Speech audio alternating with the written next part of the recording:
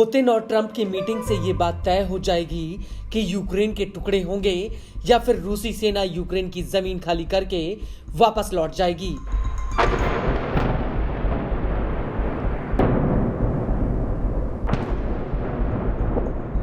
क्योंकि मौजूदा समय में यूक्रेन की कुल जमीन के 5वें हिस्से पर रूसी सेना ने कब्जा कर रखा है। डोनेट्स्क, लुहांस्क, डोनबास, जापोरिजिया और खेर्सन पर रूसी सेना का कब्जा है।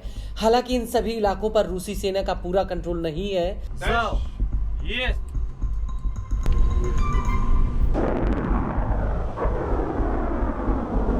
लेकिन पुतिन अड़े हुए हैं कि इन इलाकों में रूसी लोग रहते हैं और अब ये इलाके रूस का हिस्सा हैं, क्योंकि 2022 में रूस ने डोनबास, लुहांस्क और डोनेट्स्क में जनमत संग्रह कराया था और इस जनमत संग्रह के बाद इन इलाकों के रूस में विलय का ऐलान कर दिया गया था।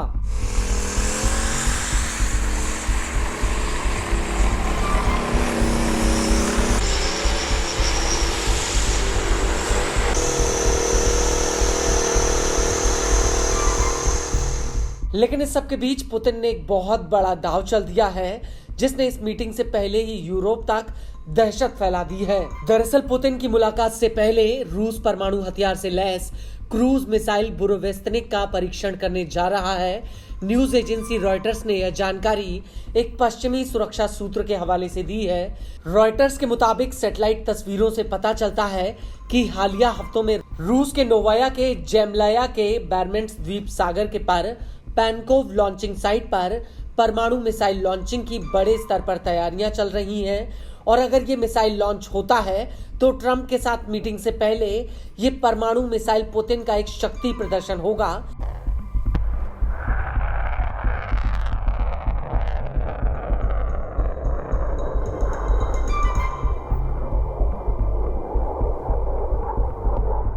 लेकिन बड़ा सवाल यह है कि जिस मिसाइल का परीक्षण रूस करने जा रहा है वो कितनी ताकतवर है और इसका अमेरिका और पूरी दुनिया पर क्या असर हो सकता है।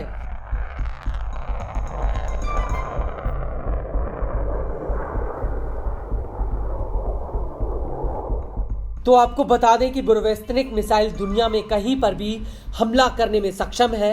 यह मिसाइल बेहद ही कम ऊंचाई पर उड़ान भरती है, जिसकी वजह से इसकी स्टील ताकत और रेडार को चकमा देने की काबिलियत और ज्यादा बढ़ जाती है। हवा में उड़ान के वक्त ये मिसाइल ऐसा रास्ता अपनाती है जिसका अंदाजा नहीं लगाया जा सकता। ये मिसाइल एक अप्रत्याशित रास्ते से होते हुए टारगेट पर मंडराने लगती है। कहा जाता है कि ये मिसाइल पश्चिम के एयर डिफेंस सिस्टम और अमेरिका के गोल्डन डोम का जवाब है।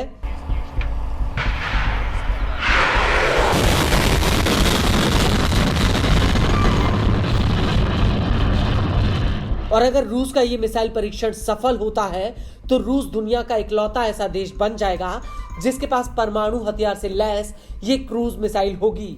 और खुद पुतिन ने इस मिसाइल को एक अजेय कहा है। इस मिसाइल को लेकर अमेरिकी एयरफोर्स के national air and space intelligence centre यानी नासिक का कहना है कि अगर बुरोवेस्तनिक मिसाइल रूस के बेड़े में शामिल होती है तो ये एक इंटर कॉन्टिनेंटल रेंज के साथ एक विशेष हथियार देगी।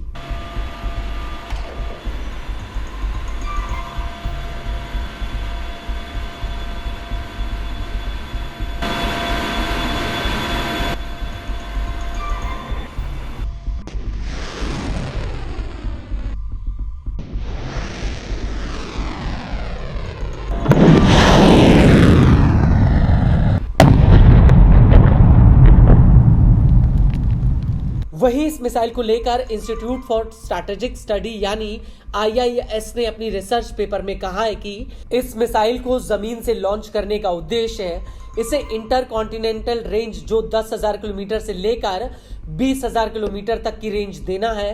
रूस में कहीं पर भी रहकर ये मिसाइल अमेरिका पर हमला कर सकती है।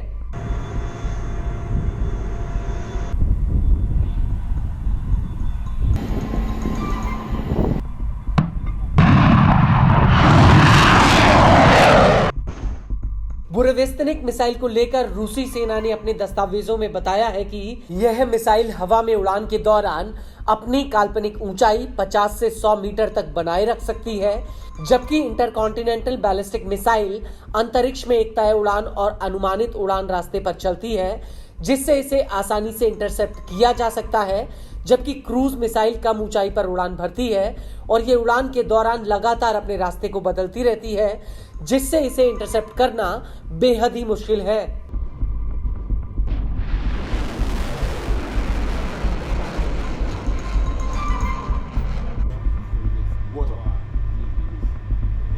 और क्रूज मिसाइल पर परमाणु हथियार लगाने से इसकी हवा में उड़ान का समय और ज्यादा बढ़ जाता है।